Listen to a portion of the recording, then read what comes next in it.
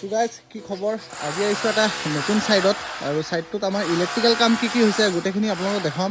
তো ভিডিঅ'টো একেবাৰে শেষলৈকে আপোনালোকে চাই থাকিব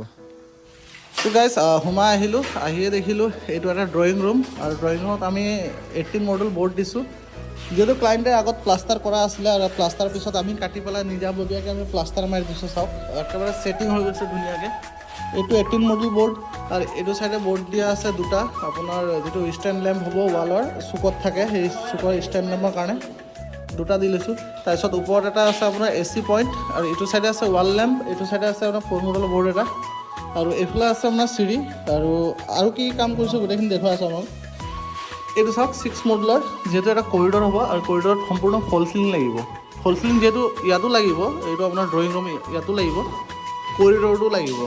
তো আমি ইলেক্ট্ৰিকেল কাম কৰিছোঁ ইয়াত আপোনাৰ ধৰি লওক 6 মডেল বৰ্ড ইয়াত দি লৈছোঁ আৰু এইফালে 2 মডেল কানেক্টিঙৰ কাৰণে মেইন যোনটো ডিবি হ'ল ডিবিটো আমি চাওক কৰিডৰতে দি দিছোঁ কৰিডৰ ডিবিটো দিলে আপোনাৰ ৱেৰটো খুব কমে লাগে গোটেই ৰুমকেইটা কানেক্টিং হৈ যায় যিহেতু ইয়াত ৱেৰখিনি লাগি যায় বাইকখিনি আমি এইফালে কাটি লৈছোঁ আৰু এইফালে এটা ৰুম আছে চাওক ৰুমটো ইমান সৰু নহয় ইমান ডাঙৰো নহয় আপোনাৰ এইফালে ধৰি লওক 12-14 মান হ'ব সেইটো কাৰণে আমি মেইন বৰ্ড এটা ইয়াত দি লৈছোঁ আৰু ওপৰত ফল চিলিঙৰ অপশ্যন ৰাখা আছে গোটেই ঘৰটো ফল চিলিং যিহেতু হ'ব এইফালে ACৰ অপশ্যন ৰাখি দিছোঁ আমাৰ অপশ্যন দুটা আছে এটা আছে ওপৰত চাওক এটা আছে ফ্ল'ৰৰ তলেদি টাইলছৰ তলেদি যেতিয়া আহিব আপোনাৰ ৱেৰটো খুব কম লাগে তো আমি তলেদি এইটো টানি ল'ব পাৰিম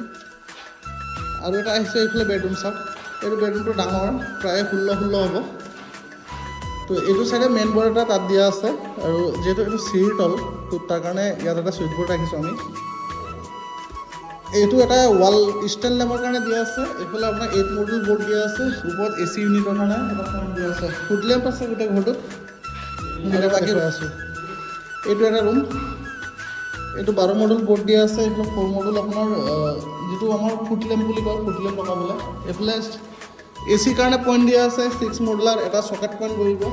তো অভাৰঅল এইখিনি কাম হৈছে আমাৰ আৰু গোটেই ঘৰটোতে আপোনাৰ ফল চিলিঙৰ অপশ্যন দেখা আছে তেওঁলোকে ফল চিলিং লগাব এইফালে এটা ৰুম আছে চাওক এইটো ৰুম এইটো আমাৰ কাটিং কমপ্লিট হৈ গ'ল এইটো আমি ফ্ল'ৰেদি এতিয়া ঢালাই দিম আৰু ফ্ল'ৰেদি পাইপটো দিলে আপোনাৰ তাৰটো খুব কমেই লাগে এইকেইটা চাওক কাটিং হৈ গৈছে আপোনালোকে ইলেক্ট্ৰিকেল কিবা আণ্ডাৰগ্ৰাউণ্ডৰ কাম থাকিলে আমাৰ লগত যোগাযোগ কৰিব বা মোক কমেণ্ট এটা কৰিব মই আপোনাক ৰিপ্লাই কৰিম এইটো চাওক তো অভাৰঅল আমাৰ ইলেক্ট্ৰিকেল কাম এইকেইটা হৈছে আৰু গাইজ কি যিহেতু ৰুম 4টা বেডৰুম 4টা আৰু আপোনাৰ ড্ৰয়িং ৰুম আছে গোটেই 5টা ACৰ অপশ্যন এইটো এটাচ লেট্ৰিন বাথৰুম এটা যিহেতু ইয়াত আমি চুইচ বৰ্ড এটা দি ৰাখিছোঁ তেওঁলোকে ইয়াত ইউজ কৰিব গিজাৰ আপোনাৰ থাকিলে গিজাৰ ইউজ কৰিব পাৰিব তো সেইকাৰণে আমি ইয়াত অপশ্যন দি দিছোঁ